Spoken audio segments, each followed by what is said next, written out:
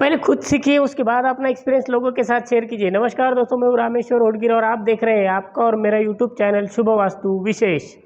तो दोस्तों, आज का जो टॉपिक है वो है आषाढ़ी एकादशी व्रत के ऊपर।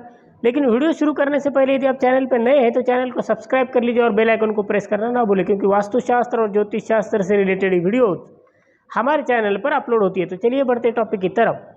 तो दोस्तों, साल में कुल मिलाकर के 24 एकादशी व्रत आते हैं। तो जो आषाढ़ी एकादशी जो व्रत होता है वो बहुत ही महत्वपूर्ण माना गया है इसको। अब इसको सबसे ज़्यादा महत्वपूर्ण क्यों माना गया है ये भी हम वीडियो में देखेंगे। लेकिन हर एक एकादशी यानी कि साल की जो 24 एकादशी जो होती है वो सभी एकादशी हर एक इंसान को ये व्रत करना मतलब चाहिए। कुछ लोग करते हैं, कुछ लोग नहीं करते। लेकिन होता क्या है ना दोस्तों कि इस दिन यानी कि किसी भी एकादशी व्रत के दिन यदि कोई व्यक्ति भोजन कर लेता है या फिर अन्न का ग्रहण कर लेता है तो उस वक्त होता क्या है कि कुत्ते की विष्ठा खाने के समान माना गया है। किसी भी एकादशी के दिन कोई भी व्यक्ति यदि अन्न ग्रहण करता है, भोजन करता है, तो उसने कुत्ते की विष्ठा का ग्रहण किया है, ऐसा मतलब माना जाता है। इसलिए हमको एकादशी का व्रत ज़रूर करना चाहिए। तो अब आते हैं आषाढ़ी एकादशी का जो व्रत है ये सबसे बड़ा क्यों माना जाता है। तो उसका सीधा और सरल सा उपाय है कि आषाढ़ी एकादशी से ही भगवान विष्णु जी मतलब भगवान विष्णु जी का शयन काल शुरू हो जाता है, यानी कि जिसे योग निद्रा कहते हैं ना, वो काल शुरू हो जाता है। और इस दिन से ही श्री हरि विष्णु जी 4 महीनों के लिए क्षीर सागर समुद्र में जो योग निद्रा होता है उसके लिए निकल जाते हैं, चले जाते हैं, ठीक है। और फिर प्रबोधिनी एकादशी के दिन जागते हैं, यानी कि समझ लीजिए ये जो आषाढ़ी एकादशी है, ठीक है, तो इसके दौरान वो योग निद्रा, ठीक है, योग निद्रा के लिए क्षीर सागर समुद्र में योग निद्रा में चले जाते हैं। और आते कब है मतलब निद्रा अवस्था में चले जाते हैं इस एकादशी के दिन। कौन से? आषाढ़ी एकादशी की, यानी कि आज। और वापस जब जागते कब है तो वो प्रबोधिनी एकादशी को वो जाग जाते हैं, ठीक है। इस अवधि को चतुर्मास, आप सभी को पता है कि इस अवधि को चतुर्मास कहते हैं हम लोग, ठीक है ना।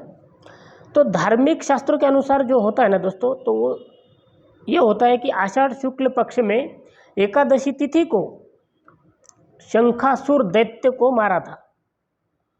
शंखासुर जो दैत्य है उसको मारा था। अतः उसी दिन से आरंभ करके भगवान श्री हरि विष्णु जी 4 मास तक क्षीर सागर समुद्र में शयन करते हैं और कार्तिक शुक्ल एकादशी को जागते हैं। ये सभी को आपको पता ही है। तो होता क्या है ना दोस्तों कि सभी जो एकादशियाँ है बहुत ही महत्वपूर्ण है और ये सभी मनुष्यों के लिए बहुत ही सर्वश्रेष्ठ है। ये जो व्रत है एकादशी का वो करना ही चाहिए और ये सर्वश्रेष्ठ है, इंसानों के लिए बहुत ही ज़रूरी है। बहुत ही मतलब ऐसा है कि यदि कोई आप व्रत कर रहे हैं या फिर नहीं कर रहे हैं उससे कोई फर्क नहीं पड़ेगा। लेकिन यदि आप जो 24 एकादशी होती है वो सभी कर रहे हैं या फिर नहीं कर रहे हैं, इससे बहुत ही फर्क पड़ता है। वो क्यों पड़ता है? क्योंकि मैंने पहले भी वीडियो में मैंने बताया है कि हमारे दोनों कंधों के ऊपर चित्र और गुप्त दोनों भी होते हैं और उनका जो लिखान का जो काम होता है वो यही होता है कि कौन सा व्यक्ति कितनी एकादशी का व्रत करता है। क्योंकि जब मृत्यु के बाद हम लोग यम मार्ग में गमन करते हैं उस वक्त में हमारे जो दोनों कंधों पे बैठे हुए चित्र और गुप्त, इन दोनों को गवाहियों के लिए वहाँ पर बुलाया जाता है। क्योंकि किस किस व्यक्ति की कितनी एकादशी हो चुकी है। ये बात छोड़ दीजिए कि संबंधित गलती से किसी दिन हमने कुछ खा लिया, ठीक है ना, ये बात नहीं है। लेकिन हर किसी व्यक्ति को एकादशी का व्रत करना ही चाहिए। और जिस दिन यानी कि जिस दिन एकादशी है उस दिन कुछ लोग ऐसे भी जो एकादशी का व्रत नहीं करते, तो ठीक है, कोई बात नहीं। जिसको मतलब क्योंकि वो कुछ लोग होते हैं ना, जैसे मतलब कुछ लोग मानते हैं, कुछ लोग नहीं मानते। लेकिन जो लोग नहीं मानते उनको कम से कम एक बात तो करनी चाहिए कि उस दिन मांस का सेवन नहीं करना चाहिए, क्योंकि समझ लीजिए एकादशी के दिन यदि हम भोजन करते हैं तो वो कुत्ते की विष्ठा के समान माना जाता है। तो समझ लीजिए उस दिन अगर मांस और मदिरा का अगर यदि उपयोग कोई व्यक्ति करता है तो उसके लिए मतलब उसका अगर हम मतलब सोच भी नहीं सकते उस बारे में। तो इसीलिए हर किसी व्यक्ति को एकादशी करना बहुत ही ज़रूरी है। तो एकादशी के दिन ऐसे कौन से कार्य है जो नहीं करने चाहिए?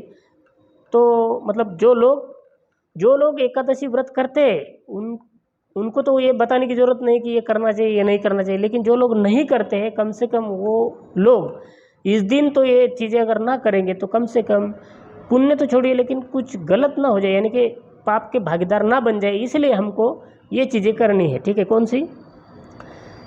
तो एकादशी व्रत में नमक, तेल और चावल और अन्न वर्ज है। ठीक है, और मांस खाना, मसूर की दाल भी खाना वर्जित है। चने का शाक जो होता है, कोंदो का शाक होता है, और शहद यानी कि मध, ठीक है ना, शहद जो होता है ना, उस एकादशी के दिन शहद भी हमें नहीं खाना चाहिए, क्योंकि बहुत से ऐसे लोग होंगे जिनको लगेगा कि शहद तो मतलब चलता है, किसी भी उपवास को चलता है, तो इसीलिए उस दिन वो अगर गलती से खा लेंगे तो मतलब उनका जो है व्रत टूट जाएगा। इसीलिए मैं आपको बता रहा हूँ कि इस दिन ये सब चीज़ें नहीं करनी चाहिए। और जो लोग एकादशी व्रत नहीं करते हैं उनके लिए उस दिन दूसरी बार भोजन भी वर्ज्य है, इसलिए दूसरी बार भोजन भी नहीं करना चाहिए।